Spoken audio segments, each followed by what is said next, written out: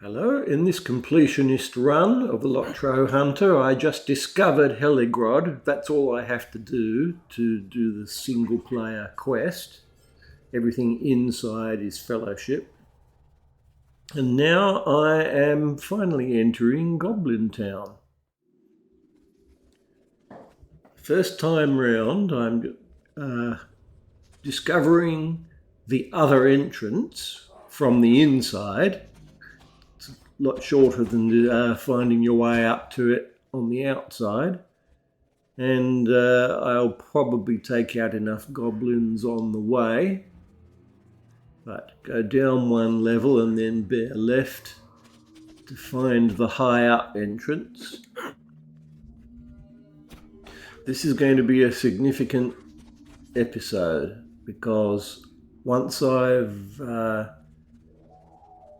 done everything except sort of the main Goblin Town run in Misty Mountains, I'm going to go and get my legendary items. And getting your legendary items involves choosing traceries. And it's at that point you really have to commit yourself to one particular colour for the traits. There we are, I've discovered the top gate. That's all I want to do there for now. I want to pick up further quests from Bilbo. Yeah, as I was saying, traceries. Although you can flip back and forth between being a red and blue hunter, once you've got your traceries in, the other one becomes very much suboptimal. I've been sent to talk to a whole bunch of people about Goblin Town, including Dwayling, because he was one of the 13. Yeah, and I'm going to commit to blue. I'm switching what colour this character is from here on. As soon as I've got the allies, but I want to build it in such a way that I still have Heartseeker. I also want to get Rain of Arrows back as soon as possible, but I will have Split Shot. Now, this is Bingo Boffin's sequence.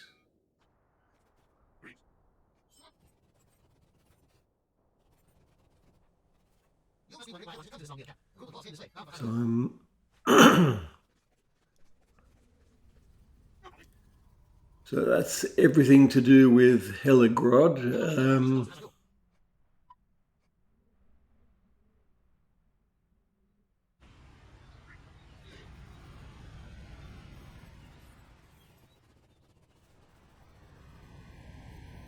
Back to Bilbo.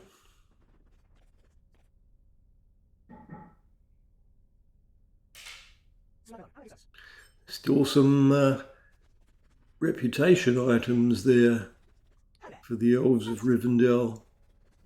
I'm surprised I'm not maxed out by now. Well, he says go talk to Bilbo and Frodo.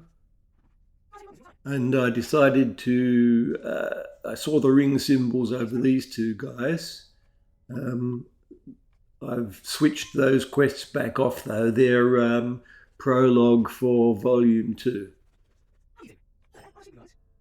And except for getting my legendary items, I will finish off Volume 1 completely before going into Volume 2, which means that I'll have finished everything in Eriador before going into Moria, except on this one occasion.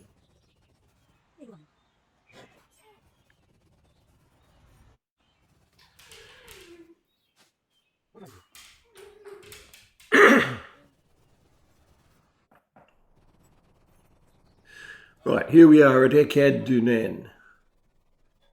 I talked to Rathwald and I'm going inside. I took a little break there, so it became night, but we're now on the road to Moria. So the I'm level 47, so all the enemies are orange.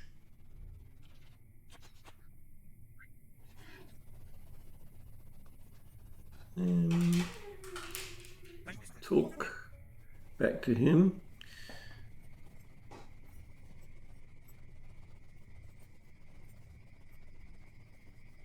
Now, what I must do here is all these side quests. For this to be completionists, they have to get done, and they can only be done before you enter Moria. So I've got to do them all as part of this legendary item run.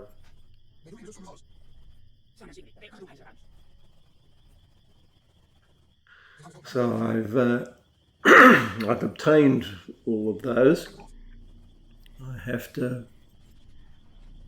make sure that there aren't any more. I don't want to have to go around one of those caves more than once.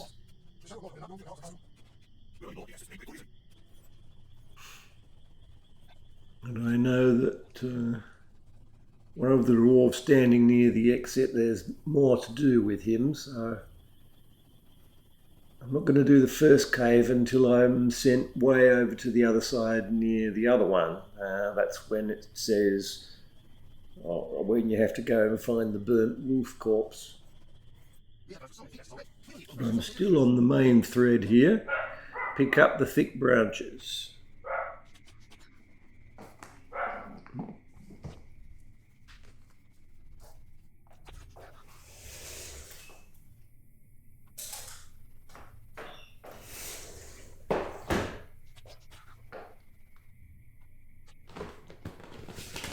Right.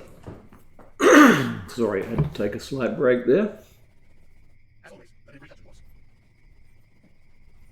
We've got to make new picks. First by getting branches for the handles, and now stones. Looks like the dwarves are in the Stone Age. Or they have to be for this makeshift requirement.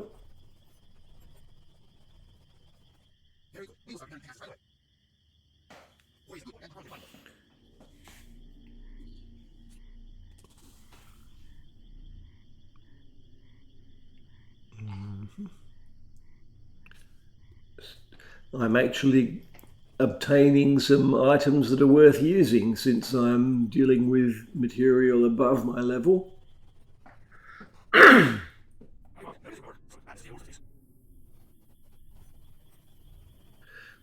Okay, into the first cave. And there's another emergent quest. There's the waterfall. I've got to find my way to the top of it. Now, I don't have the layout of this place memorized. I think I've done it twice before, but that's over a lot of years. Lizards are easy to take out. So doing this cave is really just about finding your way.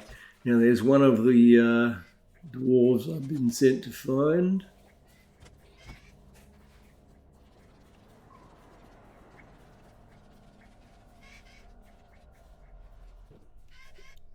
I just want to find my way upwards.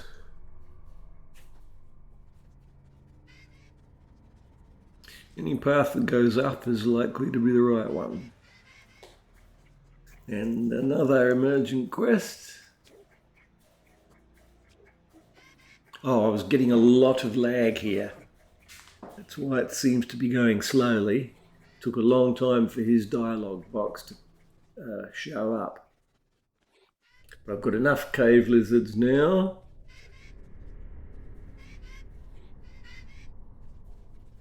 Find another path up, and here we are. The last dwarf and the strong box that was the main quest. And I can get back down quickly by jumping down the waterfall. That lets me hand that in. Other stuff should be outside. Yeah, Broga.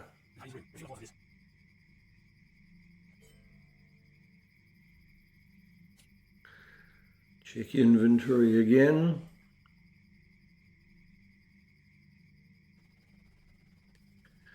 And I didn't see him when I came out. But now it seems there are no more quests in that cave.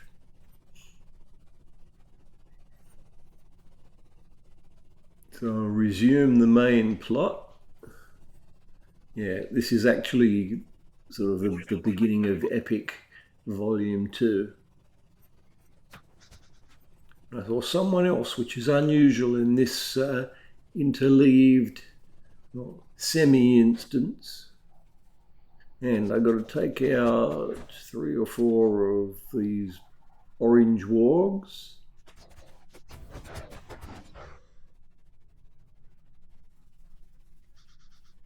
And here's the wolf corpse, and here's the other cave. Now I've already got one quest in here. Cindy's going to give me a couple more. But this is a much more hostile place. Instead of lizards, it's half-orcs. And they're orange.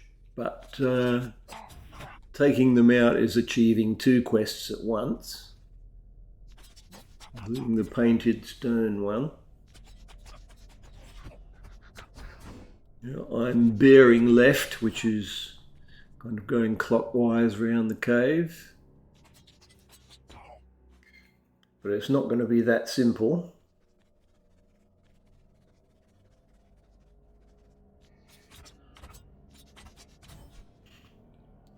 And they're not trivial to take down. Well, I decided to jump down to continue going clockwise. And I have to pick up several of these papers. There's 2 in this room.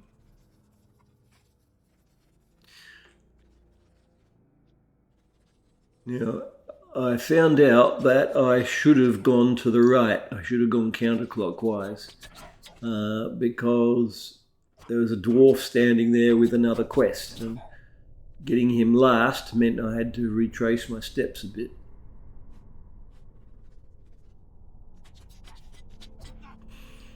But there's the boss, Graug, over the back. And so I give him the usual Heart Seeker. Like I said, I'll be retaining that, even though I'm switching to blue later on.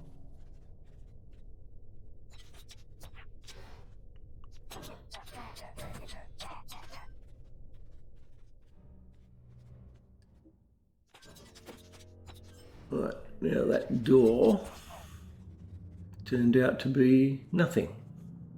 Unusable.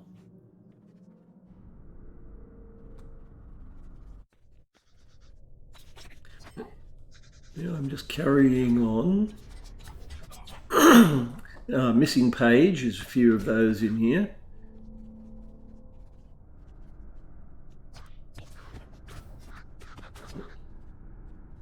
And there's another list, another paper. The last one, I think. But see, this dwarf, if I'd gone around the other way, I'd have got his quest before going around, and the piles of bone that he wants me to search would have been active.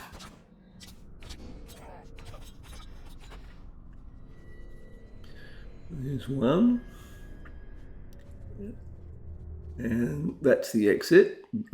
I did hand in a quest or 2, but I'm going to have to go back in and go partly around again, but I am going round to the right this time. I suspect that most of those bone things are going to be in the main chamber. Oh, there was one more paper to find. Oh, I can see a pile of bone in the distance. But looking down, didn't see any papers earlier on in that bottom of that chamber, and I can't see any skull piles either. So I'm staying up high.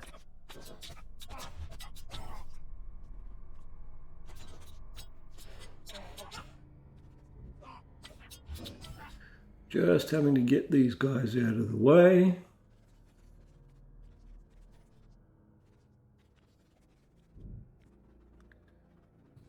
Go up high again. One yellow, one orange.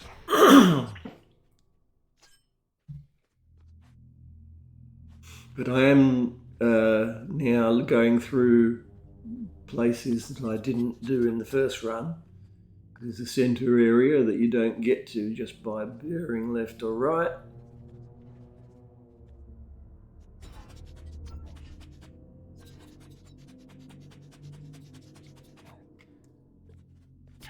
Right, and now I'm down on the ground. And there's 2 skull piles right near the boss, so I have to kill him a second time. Heartseeker, etc. Because this is more difficult creatures I'm fighting in this road to Moria, I've got one of those light pots turned on. You can just tell the difference in the icons on the toolbar. Light pots are best against the undead, but they are slightly better than the fire pots against other things. And here we are. I've done all the skull piles. So now I think I've got one more wolf to take out on the way back. Yep. He ran away temporarily because of Bard's arrow. I like to let them get a few paces away before I start shooting at them again when that works. And we're back on the main road.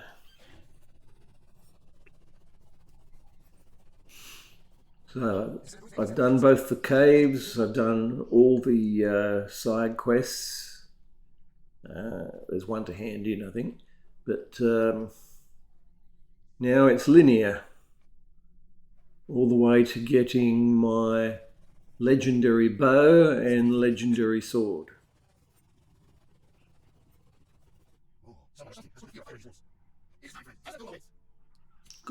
Accumulating a lot of stuff, and there's no place to sell it in here. I'm opening up the boxes because often that saves a slot because the boxes contain the same thing. Right, we're now in instance territory.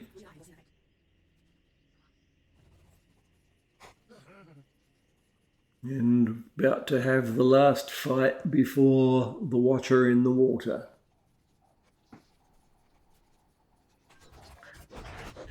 Two wolves. And another pair. And there's the boss.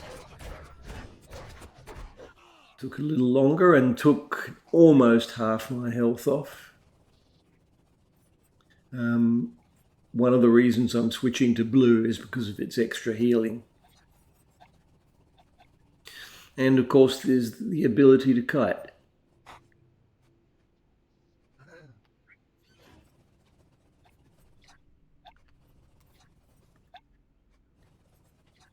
Okay, Borry. Stop them dwarves from being Pippin. Throwing stones in the water. And we're clearing the way to Moria.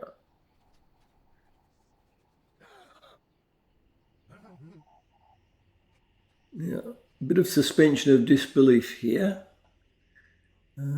If you go straight in and keep going once this is over, these few dwarves that only just went in have set up all the many camps right throughout Moria in double quick time.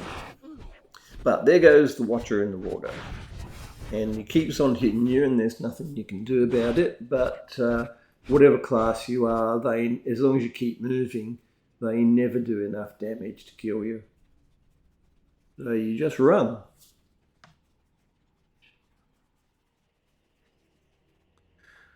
Right, regroup. See, Rathwold, we're going to need better weapons to fight the Watcher in the water. Now I can get rid of all this junk. Just checking things, see if there's anything else good that I missed. Oh, and I want to lock any traceries.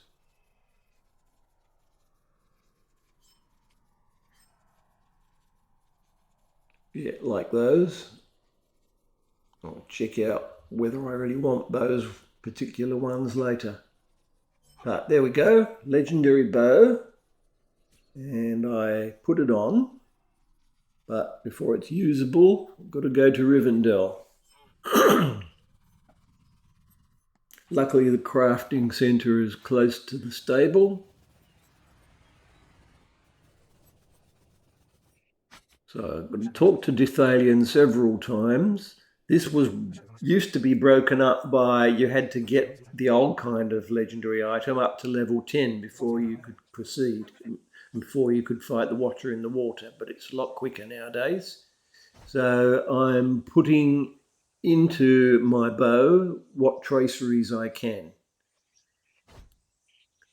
I found one that was worth slotting, and also I'm using my accumulated enhancement traceries as much as possible. But we'll be able to do some more after I fought the Watcher, because I'm going to get into the door of Moria in order to get the legendary sword for the hunter. And here we go. I'm going to fight it on a different front this time. And when there's multiple tentacles, I'm using Rain of Arrows, which will soon be replaced by Split Shot functionally.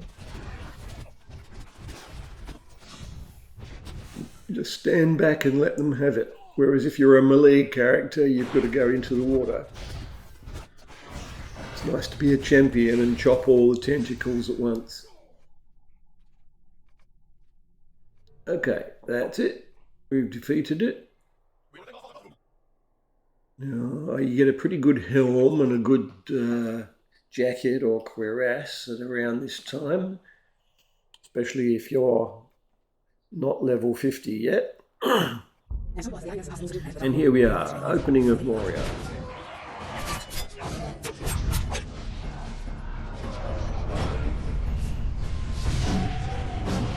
Bit of a recap of the main plot. Now, we go in the door. I just need to report to Tulk, and he gives me the sword. But you see, I'm not high enough level to do anything else here. That's all right, I don't want to. I won't be back here again until I've finished Volume 1, become Champion of Eriador. But what I want now is to go up to where all traceries are sold. Inside the last homely house.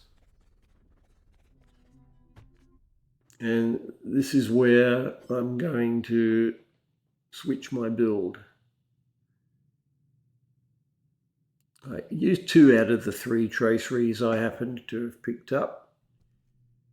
And here we are. I'm going to blue, but I'm not filling out the blue completely. As soon as I've got what I think is the best abilities from blue, I'm switching over to get Heartseeker back.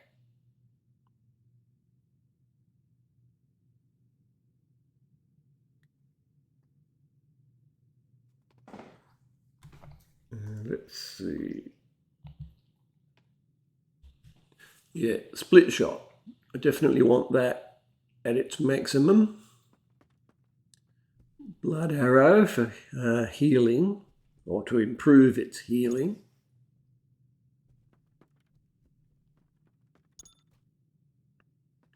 And I've got the actual healing ability. Exsanguinate, I'll probably take it, but I don't use it that much. Improved damage over times, well, I don't use them very much. There's an ability in blue to improve Heartseeker, but not in a particularly good way. And Merciful Shot. Additional damage to targets with bleeds on them, but since I hardly use the bleeds, not worth it. Volley is good. But I want to get into that red.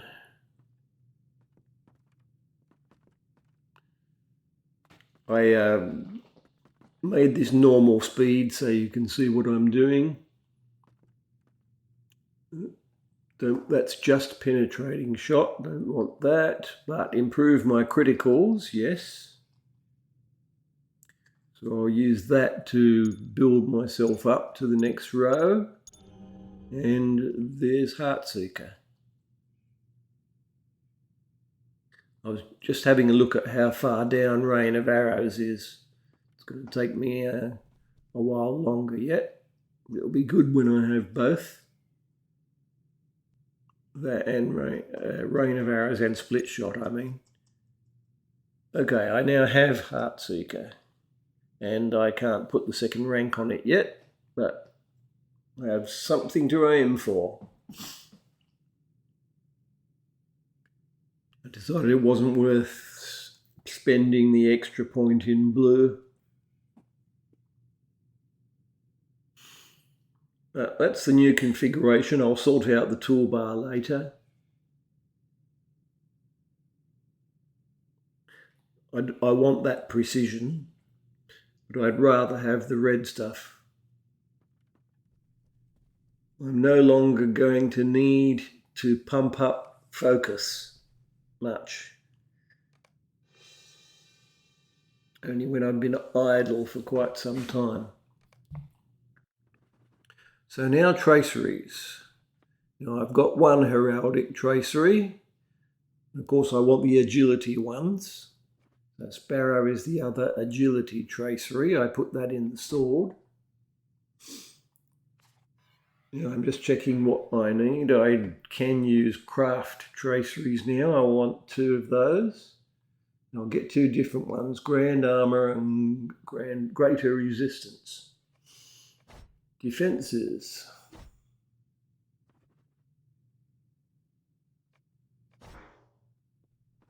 Now, inserting the masteries that I think are good. Of course, it's based on which skills I actually use.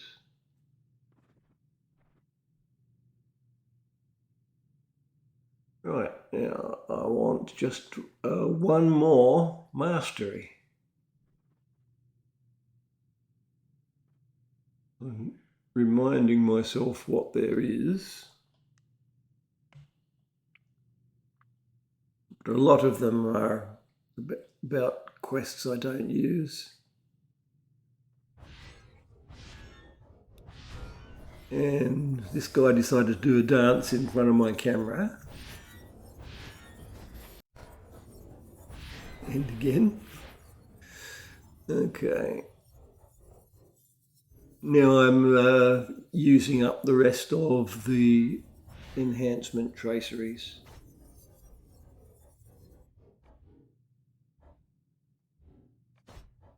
Back on ×4 speed. That's it.